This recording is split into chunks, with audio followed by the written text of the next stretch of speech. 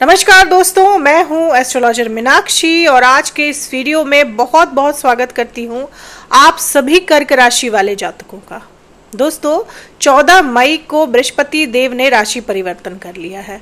बृहस्पति देव मिथुन राशि में यानी आपके 12वें भाव में प्रवेश कर चुके हैं। बृहस्पति आपकी राशि में आपके भाग्य भाव के स्वामी हैं, आपके भाग्य के मालिक हैं बृहस्पति देव। तो बृहस्पति देव का ये गोचर बहुत ज्यादा मायने रखेगा आप सभी कर्क राशि वाले लोगों के जीवन में। 18 मई को राहु केतु का भी गोचर होगा। राहु आपके अष्टम भाव में चले आएंगे यानी कि कुंभ राशि में, और केतु आपके दूसरे भाव में चले जाएंगे यानी कि सिंह राशि में। ये तीनों ही गोचर बहुत ज्यादा मायने रखेंगे आप सभी कर्क राशि वाले जातकों के लिए। बृहस्पति जहां बैठते हैं दोस्तों, उससे ज्यादा फलित वो उस स्थान को करते हैं जहां उनकी शुभ दृष्टि पड़ती है। कहते हैं बृहस्पति की दृष्टि में अमृत होता है, तो वो जहां देखते हैं उस जगह के फलों को कई गुना बढ़ा देते हैं, उस जगह के फलों को शुभ बना देते हैं। दोस्तों, बृहस्पति की 3 दृष्टियां होती है, 5वीं दृष्टि, 7वीं दृष्टि और 9वीं दृष्टि। अपनी 5वीं दृष्टि से बृहस्पति देव अभी आपके 4थे भाव को देख रहे हैं, और अपनी 7वीं दृष्टि से वो आपके 6ठे भाव को देखेंगे, और 9वीं दृष्टि से आपके 8वें भाव को देखेंगे। 4था भाव आपके सुख का भाव होता है, आपकी सुविधाओं का भाव होता है, आपके मकान वाहन का होता है, आपके माता पिता के सुख का होता है। तो बृहस्पति की दृष्टि जब आपके 4थे भाव पर पड़ेगी तो आपको इन सभी सुखों में वृद्धि देखने को मिलेगी। आपके पास अपना मकान हो सकता है, आप प्रॉपर्टी ले सकते हैं, इसकी पूरी संभावना है। बृहस्पति की दृष्टि जब यहाँ पर पड़ेगी तो आपके प्रॉपर्टी लेने की ख्वाहिश को बृहस्पति देव पूरा करेंगे। अगर आपके पास पहले से ही मकान है तो आप मकान को बढ़ाकर कंस्ट्रक्शन करवा सकते हैं और बड़ा कर सकते हैं, क्योंकि बृहस्पति एक्सपेंशन है। बृहस्पति जहां देखते हैं उस चीज को बड़ा कर देते हैं, बढ़ा देते हैं। तो आप अपने मकान को बढ़ा सकते हैं। यानी अगर आपके पास अभी 1 मंजिला मकान है तो हो सकता है आप 2 मंजिला बना ले। आप अपने मकान की मरम्मत करवा सकते हैं, रिनोवेशन करवा सकते हैं, इंटीरियर का भी काम करवा सकते हैं। आप अपना वाहन खरीद सकते हैं, इसकी भी संभावना बढ़ा देते हैं बृहस्पति देव। माता पिता की सेहत आपकी अच्छी रह सकती है, माता पिता का स्नेह मिल सकता है। माता पिता की सेहत अगर किसी वजह से अभी तक खराब थी तो उसमें बहुत सुधार आ सकती है जैसे ही बृहस्पति की दृष्टि आपके 4थे भाव पर पड़ेगी। आपका 4था भाव जो होता है वो आपके पारिवारिक सुख का भी होता है, तो आपके परिवार में भी सुख आएगा, पॉजिटिविटी आएगी। आपके घर का माहौल जो है वो पॉजिटिव रह सकता है, धार्मिक भी रह सकता है, क्योंकि बृहस्पति धर्म के कारक हैं। बृहस्पति की 7वीं दृष्टि आपके 6ठे भाव पर पड़ेगी। 6ठा भाव आपके रोग, ऋण और शत्रु का होता है। इन तीनों ही का नाश करेंगे बृहस्पति देव। आपके शत्रुओं से आपकी रक्षा करेंगे बृहस्पति देव। आपके कर्जे अगर किसी तरह के हैं तो उसको खत्म करने का काम करेंगे बृहस्पति देव।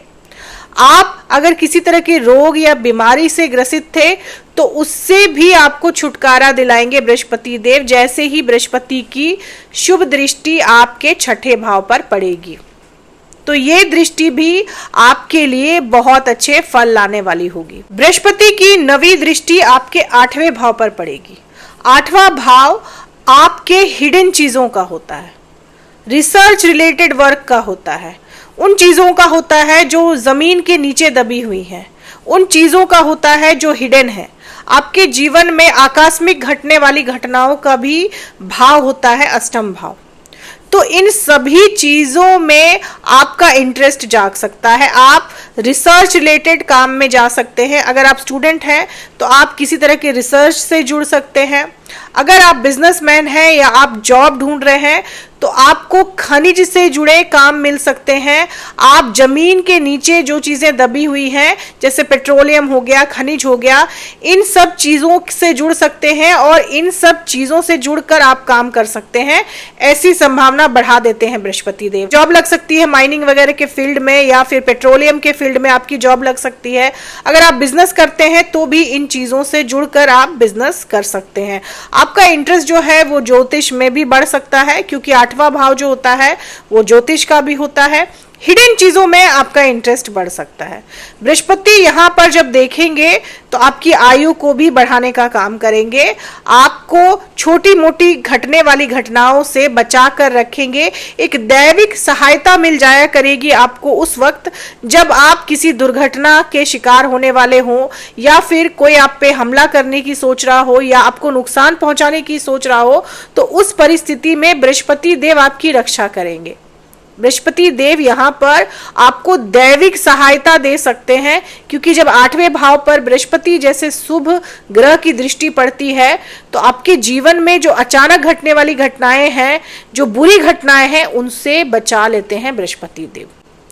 दोस्तों बृहस्पति क्योंकि 12वें भाव में चले गए हैं, 9वें भाव के स्वामी हैं, तो यहाँ पर एक चीज जरूर होगी दोस्तों कि आपके व्यय बढ़ जाएंगे, आपके खर्चे बढ़ जाएंगे। 12वां भाव जो होता है वो एक्सपेंसेस का होता है, वो आपके खर्चों का होता है, तो आपके खर्चे बढ़ सकते हैं, इसकी पूरी संभावना है। खासकर धार्मिक चीजों पर आप खर्च कर सकते हैं, क्योंकि बृहस्पति जो हैं वो धर्म से जुड़े हुए हैं, और आपका 9वां भाव जो है वो भी धर्म से जुड़ा हुआ है। तो 9वें भाव के स्वामी जब 12वें भाव में जा रहे हैं तो आप धर्म कर्म पर ज्यादा खर्च करेंगे, आपके पैसे वहां पर खर्च हो सकते हैं। परिवार के साथ लंबी दूरी की धार्मिक यात्रा पर भी आप जा सकते हैं, क्योंकि बृहस्पति 12वें भाव में है तो विदेशों से जुड़कर भी आप बिजनेस कर सकते हैं, विदेश से व्यापार कर सकते हैं, कि बृहस्पति 12वें भाव में है, 9वें भाव के स्वामी होकर आपके 12वें भाव में है, तो विदेश यात्रा आप कर सकते हैं, या फिर विदेश में पढ़ाई करने, उच्च शिक्षा ग्रहण करने आप जा सकते हैं, क्योंकि 9वां भाव जो है वो हायर स्टडीज का भी होता है और 12वां भाव विदेश का होता है। तो अपनी हायर स्टडीज को पूरा करने के लिए आप विदेश जा सकते हैं, इसकी भी संभावना बृहस्पति देव यहाँ पर बढ़ा देते हैं। अब दोस्तों बात करें राहु केतु की। राहु आपके अष्टम में आ रहे हैं। अष्टम भाव में राहु अच्छे माने जाते हैं, क्योंकि राहु ऐसे भी रहस्यमयी ग्रह हैं और रहस्यमयी स्थान पर आ रहे हैं। तो जब अष्टम भाव में राहु आएंगे तो जैसा मैंने बताया, आप हिडन चीजों में इंटरेस्ट लेंगे, हिडन चीजों में आपकी जिज्ञासा जो है वो बढ़ जाएगी। राहु यहाँ पर आकस्मिक घटनाओं को बढ़ा देंगे, आपके जीवन में घटने वाली आकस्मिक घटनाओं को बढ़ा देंगे और उन घटनाओं को पॉजिटिव बनाएंगे बृहस्पति देव जब उनकी दृष्टि पड़ेगी आपके अष्टम में। बृहस्पति की दृष्टि भी राहु पर पड़ रही है, तो नेगेटिव चीजों को न्यूट्रल करने का काम करेंगे बृहस्पति देव। आपके जीवन में जो भी आकस्मिक घटनाएं घटेंगी उसको अच्छा और आपके हित में करने का काम करेंगे बृहस्पति देव, क्योंकि राहु उन चीजों को बढ़ा देते हैं। राहु जब आपके अष्टम में आएंगे तो आपके ससुराल में अचानक से वेल्थ आ सकता है, पैसा आ सकता है। अष्टम भाव में राहु आपके ससुराल वालों को अचानक से अमीर बना सकते हैं, लेकिन आपके संबंध आपके ससुराल से खराब हो सकते हैं, इसकी भी पूरी संभावना है। राहु अष्टम में आपको आपके इन-लॉ से झगड़ा करवा देते हैं। अब केतु आपके दूसरे भाव में आएंगे तो केतु आपके खर्चे बढ़ा देंगे, आपके एक्सपेंसेस बढ़ा देंगे, आप बहुत ज्यादा खर्च कर सकते हैं, बेफजूल के खर्चे आपके बढ़ सकते हैं, क्योंकि केतु धन भाव में आ रहे हैं। आपकी वाणी कड़वी हो सकती है और अपनी वाणी की वजह से आपके अपने परिवार वालों से झगड़े हो सकते हैं, क्योंकि केतु जब दूसरे भाव में आते हैं तो वाणी को कड़वी कर देते हैं। अपनी वाणी पर संयम रखना बहुत ज्यादा जरूरी हो जाता है, क्योंकि केतु जब दूसरे भाव में हो तो वाणी की वजह से ही आप अपने अधिकतर काम खराब कर लेते हैं, कुछ गलत बोल के अपने ही कामों को बिगाड़ लेते हैं। तो आपको अपनी वाणी पर बहुत ज्यादा संयम रखने की जरूरत है। खाने पीने के मामले में भी आपको संयम रखने की जरूरत है, क्योंकि दूसरा भाव आपके खाने पीने का भी होता है, तो किसी तरह के नशे वगैरह से भी आपको बचकर रहना चाहिए, क्योंकि राहु की दृष्टि भी आपके दूसरे भाव पर पड़ रही है, तो नशे की तरफ आप आकर्षित हो सकते हैं, जिससे आपको बचने की बहुत ज्यादा जरूरत है। दोस्तों 15 मई को सूर्य आपके 11वें भाव में चले गए। 11वां भाव लाभ का होता है, आपके इनकम का होता है, आपके डिजायर्स के पूरे होने का होता है।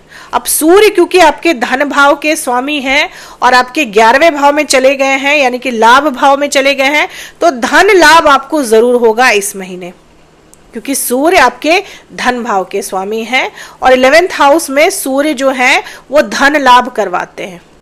कहीं से पैसा आपके पास आ सकता है, आपकी इनकम बढ़ सकती है, आपकी आमदनी जो है वो बढ़ा देंगे सूर्य देव। सूर्य की दृष्टि आपके 5वें भाव पर पड़ रही है, तो स्टूडेंट्स के लिए ये जो समय है ये बहुत अच्छा रह सकता है। स्टूडेंट्स जो हैं वो अपनी पढ़ाई में कुछ अच्छा कर सकते हैं, कुछ बड़ा अचीव कर सकते हैं, क्योंकि सूर्य जहां देखते हैं, जहां उनकी रोशनी पड़ती है, उस जगह को वो चमका देते हैं। तो विद्यार्थियों के लिए ये महीना 15 मई से लेकर के बहुत ही अच्छा रहने वाला है। विद्यार्थी कुछ बड़ा अचीव कर सकते हैं। आपके वैवाहिक जीवन में 7 जून तक समस्याएं रह सकती है, क्योंकि मंगल आपके पहले भाव में है और मंगल की दृष्टि आपके 7वें भाव पर पड़ रही है। तो ये दृष्टि मंगल की आपके वैवाहिक जीवन में समस्याएं ला सकती है, झगड़े आपके बढ़ सकते हैं, आपके ईगो बैटल्स बढ़ सकते हैं, आप दोनों के बीच में ईगो की लड़ाई ज्यादा रहेगी। दंपतियों के लिए थोड़ा सा डिफिकल्ट समय रह सकता है 7 जून तक, जब तक मंगल आपके पहले भाव में नीच के हैं तब तक आपको अपने वैवाहिक जीवन में बहुत ज्यादा संयम रखने की जरूरत है। आपके लव अफेयर्स की बात की जाए तो क्योंकि सूर्य की दृष्टि पड़ रही है आपके 5वें भाव में, 5वां भाव आपके लव अफेयर्स का होता है, तो लव अफेयर्स के लिए ये बहुत ही अच्छा समय है। तो प्रेमी जोड़ों के लिए ये जो महीना है ये अच्छा रहेगा। आपके बीच की जो अनबन है वो भी दूर हो जाएगी। अब बात करें उपाय की, तो आपको मंगल का उपाय जरूर करना है। मंगल के उपाय के लिए आपको हनुमान चालीसा का पाठ नियमित रूप से करना है। अगर आप हनुमान चालीसा का पाठ हर रोज कर लेते हैं तो मंगल के कोई भी दुष्परिणाम आपको नहीं मिलेंगे। तो दोस्तों ये थी मेरी एनालिसिस कर्क राशि वाले लोगों के लिए। अगर वीडियो अच्छी लगी हो, वीडियो से आप लोगों को हेल्प मिली हो, तो चैनल को सब्सक्राइब करें, लाइक करें, शेयर करें, कमेंट करें और बेल आइकन जरूर दबा दें दोस्तों। तब तक के लिए जय माता दी, जय श्री राम।